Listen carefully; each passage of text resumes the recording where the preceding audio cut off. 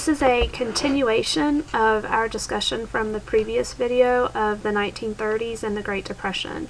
And this one is going to focus primarily on how to provide relief from this type of disaster. And this is kind of what we looked at in class, how to deal with a natural disaster. We talked about Hurricane Katrina, but of course for historical purposes, how do you deal with an economic disaster? These were our options. Primarily we looked at A and B. A had a less involvement for the administration, whereas B provided a more active role for government. We said A was primarily the Republican approach, Hoover, which we'll talk about, and then we talked about B was primarily a Democratic approach with Roosevelt's plans for more active role for government to play. So, in reviewing, we talked about Herbert Hoover, who happened to be the sitting president, when the stock market crashed in 1929, really up through the worsening of the Depression to 1933. He had a very limited idea for the role of government to play. He felt primarily most of the help should come from voluntary aid, your neighbor helping you. He did not want the government in giving handouts to destroy people's self-respect.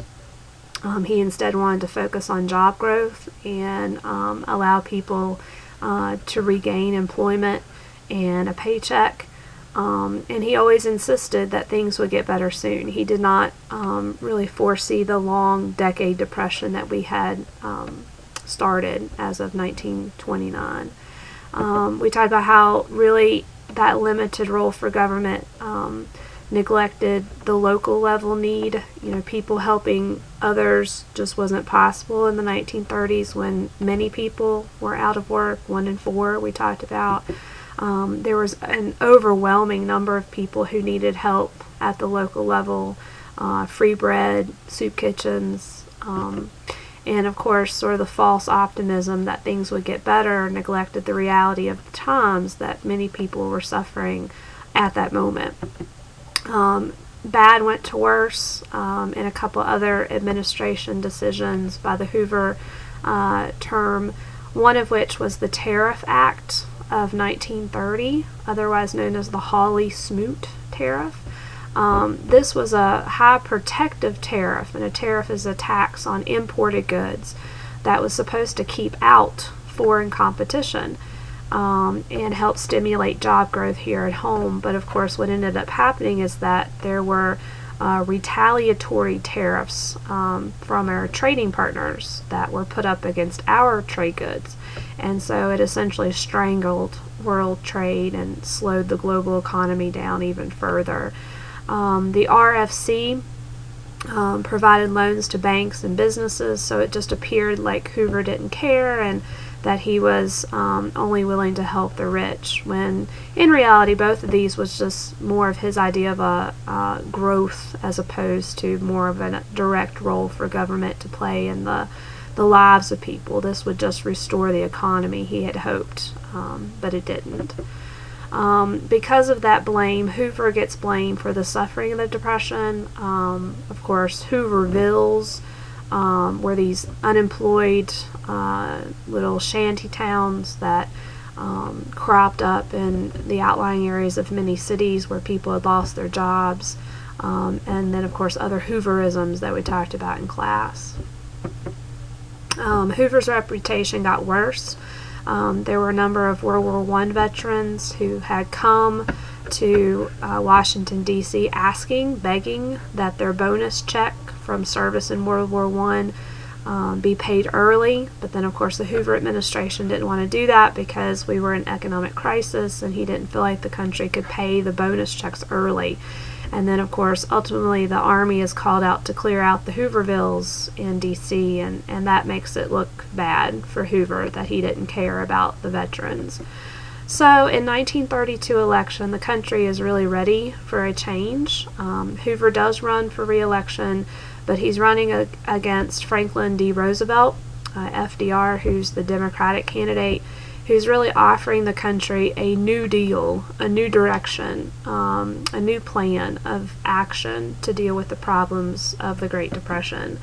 As you can see from the election results, we were pretty struck by how overwhelmingly FDR won in 1932 in terms of the electoral vote, signaling a change in the direction of handling the Depression. The country was eager to hand over some kind of new plan, new direction, reorganization of the government to FDR. They were all too willing to welcome FDR in and say goodbye to Hoover as we were waiting for Roosevelt to come in with his New Deal programs. In his active role for government, he really outlined in his first inaugural address, which is what that is. We watched the film clip in class, and we read, you have a copy of FDR's first inaugural address, in which he says, "The only thing we have to fear is fear itself. You know, we can't be fearful. We have to get past the fear and tackle the problems of the Great Depression." So the New Deal focused on 3 R's: relief, direct relief to those who are suffering. We'll look at some of the programs that dealt with that. Recovery, recovery of the economy, so that people can get jobs again. And then reform is like fixing the problems so that this doesn't happen again. So relief, recovery, reform, all these things associated with the New Deal. We have nothing to fear but fear itself. We've got to move in a new direction, FDR said. In his first 100 days, the very first thing he had to tackle was the banking crisis. He declared a bank holiday. He shut down the rest of the banks that hadn't closed already to study them.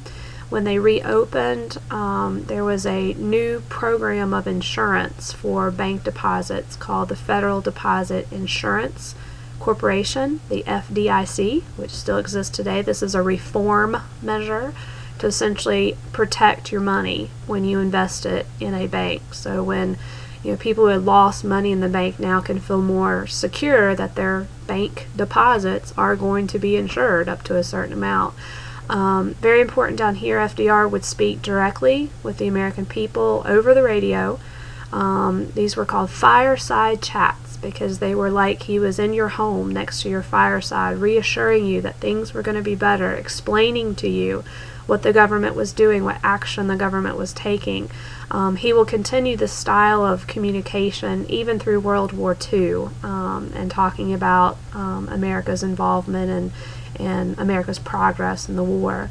So he really tackles the Depression much like a war, much like we do in World War II.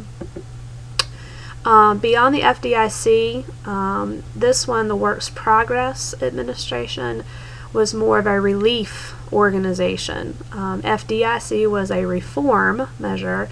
WPA is more of a relief measure because it provided direct payment for people who was in need of immediate help. So you would get a job immediately, building, construction, even artists, actors, writers were employed by the WPA to provide work, immediate relief from the Depression. The CCC we talked about was another relief type organization, mainly geared towards young people working in parks, that would give them a check that they could send home to their family. The NRA was more of a recovery administration of the industrial sector. It really was a type of planned economy. This is the one that eventually we'll talk about was proposed as unconstitutional by the Supreme Court because of its level of partnership in private business. Seemed to overreach kind of our free market capitalism that we value. The AAA is a recovery type program for the agricultural sector that was so hard hit. And essentially what this did, as you see here, is it allowed farmers to provide or to be provided subsidies, subsidy checks. So they would be encouraged to receive a check in return for destroying part of their crop or their field or their livestock, so that it would reduce the surpluses that were in the market and make some foodstuffs more scarce, so the prices would go up over time. Obviously, this was not a relief organization. The food was not given to the hungry. It was not meant for that. It was meant for a long-term type agricultural adjustment in prices by reducing all the surpluses that was on the marketplace in the 1920s and helping those prices recover in the long term. So again, more of a recovery as opposed to relief type program. Social Security is a type of reform measure that is born out of the Depression. This is for unemployment insurance. We associate mainly with aging out of the marketplace. It's also for dependents who lose the breadwinner can get Social Security as well. So this increases the role of government in taking responsibility for the welfare of citizens in the long term. So again, this is more of a reform type measure that's born out of the suffering of the Great Depression. Many of the critics argued that the New Deal was not successful, that it was simply a hodgepodge of disconnected programs that did not even solve the Depression, really, because as we saw, World War II is really what brought us out of the Depression with increased productivity for the war effort.